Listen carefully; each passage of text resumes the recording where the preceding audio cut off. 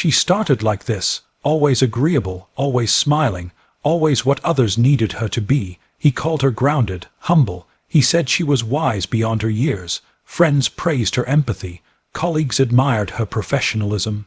She listened more than she spoke, and when she did speak, her words were measured, perfectly timed, carefully chosen. But somewhere in that perfection, something began to feel off. Late at night, she would stare at her ceiling and ask a question most people are too busy to ask: who am I? When no one's watching. A question that seems simple on the surface, but once it takes root, it begins to unravel everything.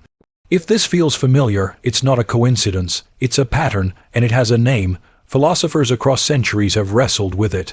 Some called it the false self, others bad faith. Some described it as inauthentic living or existential denial. You might recognize it too. The friend who never says what they truly feel. The relative who's become a character of themselves. The coworker who smiles, nods, agrees, and quietly withers inside. Or maybe it's closer. Maybe it's you. Not because you're weak, but because you were taught from a very young age that who you are wasn't quite enough. So you learn to wear a mask, a socially acceptable, high-functioning, likable version of yourself. And the more applause you got, the tighter that mask stuck to your face. But here's the problem. When the mask becomes your identity, you lose touch with the person underneath it, and no one teaches you how to take it off. To understand how we got here, we need to go back, not to childhood, but to the birthplace of philosophy itself, ancient Greece, where questions of self, truth, and being were not just intellectual, they were spiritual. They were survival. The ancient Greeks had a word for the mask an actor wore on stage: persona. It's where we get the word personality. But back then, the persona wasn't the person, it was a tool, a costume. A voice used to tell a story. No one mistook it for the self, but somewhere along the way, we did.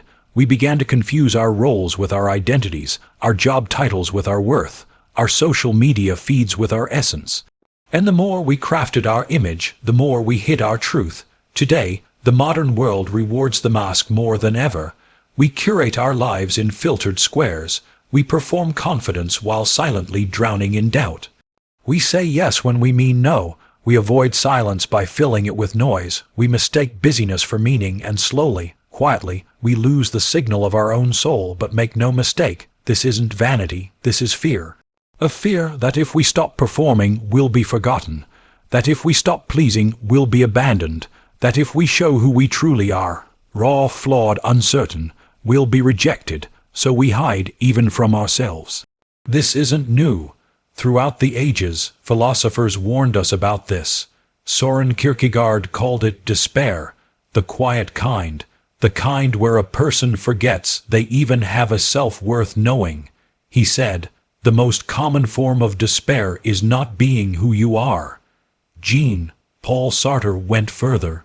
He said that when we pretend we have no choice, when we lie to ourselves about our freedom, we live in bad faith, a psychological escape hatch from responsibility. We become, in essence, characters in a play we didn't write, reciting lines we never questioned.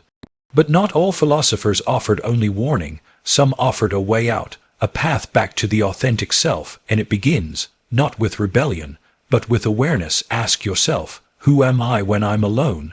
What do I value when no one's rewarding me for it? What choices am I making just to maintain the image? Because here's the truth. The mask always cracks eventually, sometimes in crisis, sometimes in burnout, sometimes in the quiet ache of living a life that looks perfect but feels empty. And when it does crack, it leaves us at a crossroads. Cling tighter to the illusion, or begin the terrifying, liberating journey of becoming real. But be warned, the journey inward is not glamorous. It is not a neatly curated aesthetic. It is not productivity hacks and inspirational quotes. It is messy, chaotic, uncomfortable, because the true self is not a brand. It is a mystery, a living process. And discovering it requires unlearning decades of conditioning. It means questioning the values handed to you by culture, family, religion, education. It means recognizing that success in the conventional sense might be a detour from meaning. It means standing in front of your own emptiness and not running from it. Philosopher Alan Watts once said, "Trying to define yourself is like trying to bite your own teeth, because the self isn't something you can hold, it's something you live, and to live it, you must first stop pretending." But the ego doesn't like this. The ego wants control, it wants certainty, it wants applause, and the authentic self offers none of that. Instead, it offers truth, and truth is not always comfortable. But it is always liberating. In the next part of this video, we'll explore how the mask of the self is created, how childhood conditioning, social roles, and cultural expectations shape who we think we are, and how that illusion becomes so convincing we forget it's even there. Music pause, then shift into something more contemplative. It begins early. Before we know what a self is, we learn what earns approval. Smile and you're loved.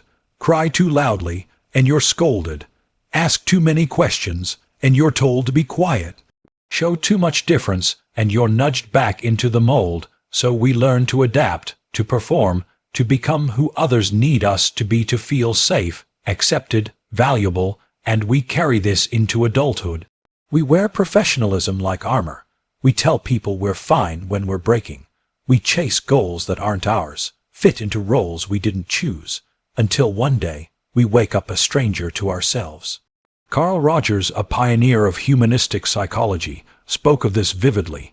He said that the more we live according to conditions of worth, external standards of value, the more we betray the organismic self.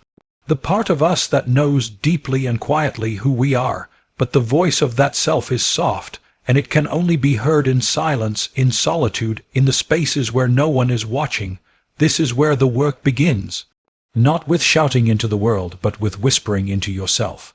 What do I truly feel? What have I silenced? What have I abandoned in order to be accepted? Because here's the truth. The world will always offer you masks. Prestige, perfection, power, performance, but none of them can replace presence. Presence is when your actions match your truth, when your words align with your soul, when you are no longer acting, but living.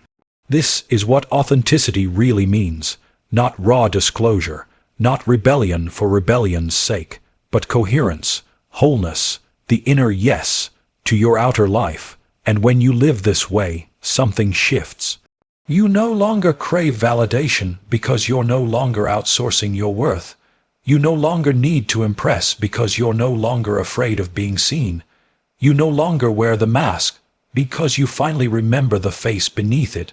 But this path requires courage, because shedding the mask means losing the comfort of who you were. It means facing loss, confusion, grief, the grief of the life you thought you had to live. But on the other side of that grief is something no mask can offer: freedom. In the final part of this video, we'll explore how to begin that return, how to recognize the signs of inauthentic living, how to reconnect with the self underneath the role, and how to live a life of depth, not just decoration. Music softens into reflection. Here's what to look for. If you constantly feel drained after social interactions, if you hear your own voice and feel like it doesn't belong to you, if you check your phone 50 times a day to remember who you're supposed to be, that's not just anxiety, that's the soul asking for your attention. You don't need to burn your life down. You don't need to leave everything behind. You just need to come home to yourself. Start small. Create spaces where you don't perform. Talk to people who see you, not your status. Say no when you mean it. Say yes only when it comes from alignment. Relearn how to be bored, how to sit in silence. How to be alone, not as punishment but as pilgrimage, because in that solitude the self stirs, and when it does, listen. It won't speak in slogans, it won't offer certainty. It will whisper, "I am still here." And that whisper is the beginning of everything. Music rises to a slow crescendo. If this message resonated with you, share it with someone who might be feeling lost in the performance of their own life. Because there is no greater rebellion in a world of masks than the courage to be real. If you're ready to explore this further, check out the next video where we dive into the philosophy of meaning, how to build a life not just worth living, but worth being awake for. And remember, knowledge liberates, but self-awareness transforms. Thank you for watching. Stay curious, stay conscious, and most of all, stay real. But now that you've begun to see the truth behind the mask, the real journey begins, not through confrontation, but through reclamation. Reclaiming the parts of yourself that you lost trying to please someone else. Reclaiming your voice that was silenced by fear. Reclaiming your boundaries that were blurred by manipulation. It's a process, and it doesn't happen all at once. But it begins the moment you decide to stop minimizing your pain, to stop questioning your own experience, and to start believing in your inner knowing again. This is the turning point, because what was once a slow erosion of self now becomes an intentional rebuilding. But here's the challenge. After you've been entangled in the psychological grip of a narcissist, the damage is not just external, it's internalized. Their voice doesn't vanish when they leave, it echoes. It becomes part of your inner dialogue, and the healing involves slowly separating their narrative from your truth. You may find yourself still justifying their behavior, still rationalizing the irrational, still mourning what could have been. That's part of the grief, because you're not just grieving the person, you're grieving the version of yourself that trusted them, the version that believed in the illusion, and that grief is sacred. It means you are beginning to honor your own experience. And this is where philosophy enters the stage, not as a theory but as a tool for survival. Because to rebuild a fractured identity, you need to ask deeper questions. Who am I when I'm not being controlled? What is freedom when I've lived so long in a cage I couldn't see? How do I know what's truly mine? My thoughts, my desires, my needs, when someone else has always defined them for me. These are not easy questions, but they are necessary ones. Existential thinkers like Kierkegaard, Sartre, and Simone de Beauvoir explored this same terrain, what it means to live authentically in a world full of masks, projections, and roles. And they all arrived at a similar conclusion. You must take responsibility for your own being, even when it's terrifying, even when it means letting go of everything familiar. Because the truth is, you can spend your whole life living out a script someone else wrote for you. Or you can choose to write your own, but that choice demands courage. The courage to face the void. The courage to stand alone before you find connection again. And most of all, the courage to trust yourself after you've been taught not to. There will be days when doubt creeps in, when the old voices return, when the world feels just as confusing as it did inside the toxic relationship. But that's the nature of recovery. Healing is not a straight line. It spirals. Some days you move forward, some days you fall back. But every time you choose yourself, even in the smallest of ways, you are taking back your power. Start small. Say no without explaining. Rest without guilt. Speak without shrinking. Listen to the voice inside you that says, I matter, my experience is valid. And surround yourself with people who reflect that truth back to you, not those who drain you, distort you, or demand that you be less to keep the peace. Because in healthy relationships, you don't walk on eggshells, you walk freely. In healthy relationships, conflict is not a threat, it's a doorway to deeper connection. Your emotions are not liabilities, they're signals. And your boundaries are not inconveniences, they're bridges to real intimacy. But what if you're still inside it? What if you're still tangled in the cycle? Then this is your lifeline. You are not crazy. You are not too sensitive. You are not the problem. The confusion you feel is a symptom of abuse, not a sign of weakness. And your intuition, that quiet voice that says something is off, is the most trustworthy compass you have. Start writing things down. Keep track of what was said, how you felt, what patterns keep repeating, because clarity is power. When you can see the pattern, you can break it.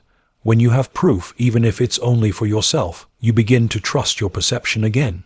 And when you're ready, truly ready, the most radical thing you can do is walk away, not with rage, not with explanation, simply with the unshakable truth that you deserve peace, that you are not here to be someone's mirror, someone's supply, someone's emotional punching bag. You are here to be whole, to be free, to be real, and yes, it will be hard. Leaving a narcissist is like stepping out of a dream, except the dream was a nightmare wrapped in a fantasy. You may lose people. You may lose the illusion of love, but what you gain is infinitely more valuable. You gain yourself, and once you reclaim that, once you remember who you were before the distortion, you can begin to truly live. Not just survive, not just cope, but live with authenticity, with presence, with choice.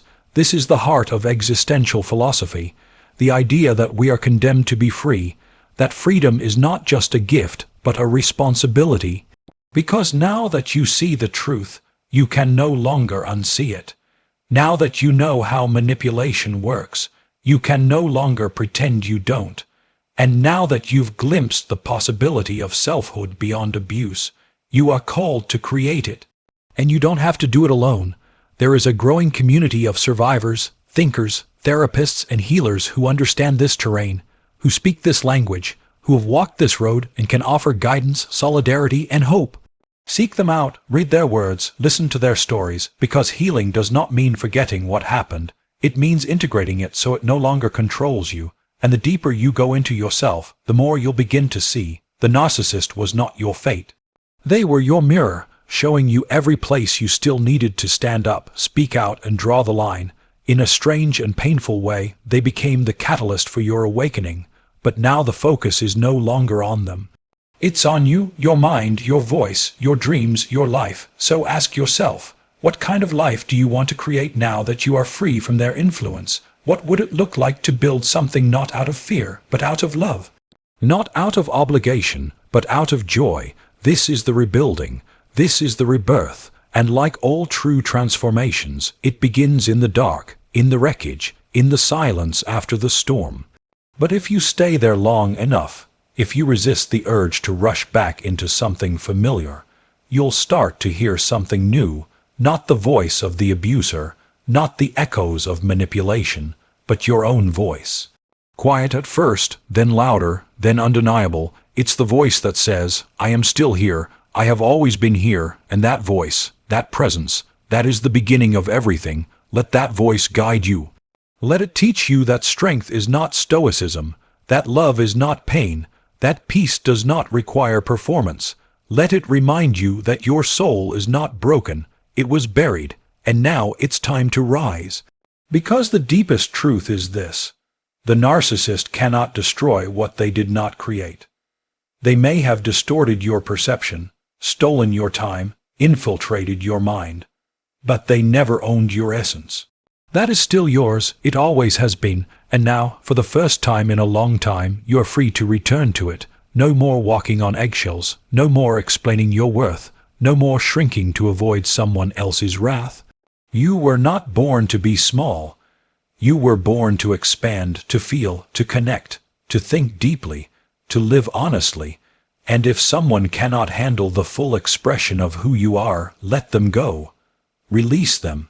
Because the space they leave behind will be filled, not with chaos, not with guilt, but with peace, and you'll learn to recognize peace. At first, it may feel unfamiliar, even boring. That's normal.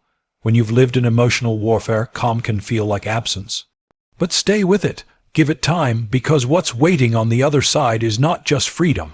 It's meaning, real, grounded, soul-nourishing meaning, the kind that doesn't require performance, the kind that doesn't hurt, the kind that feels like home. This is not just the end of a relationship. It's the beginning of a revolution, one where you are no longer defined by how others see you, but by how you see yourself. You are not what happened to you. You are who you choose to become, and if you've made it this far in the video, then I know something about you. You're ready. You're already on the path, and I want you to remember that, especially on the hard days. Especially when the old doubts creep in. Especially when you're tempted to return to the familiarity of the pain. Don't go back. You've come too far. You've seen too much. You know better now, and when you know better, you do better. Not all at once, but one decision at a time. One boundary at a time. One act of self-trust at a time. So choose yourself, not just once, every day. And if this message resonates with you, share it. Not for views, not for numbers, but because someone out there is still trapped in the illusion. Still doubting their worth, still searching for a way out. Be the light you needed when you were in the dark. Your story matters, your voice matters, and your freedom. It begins now.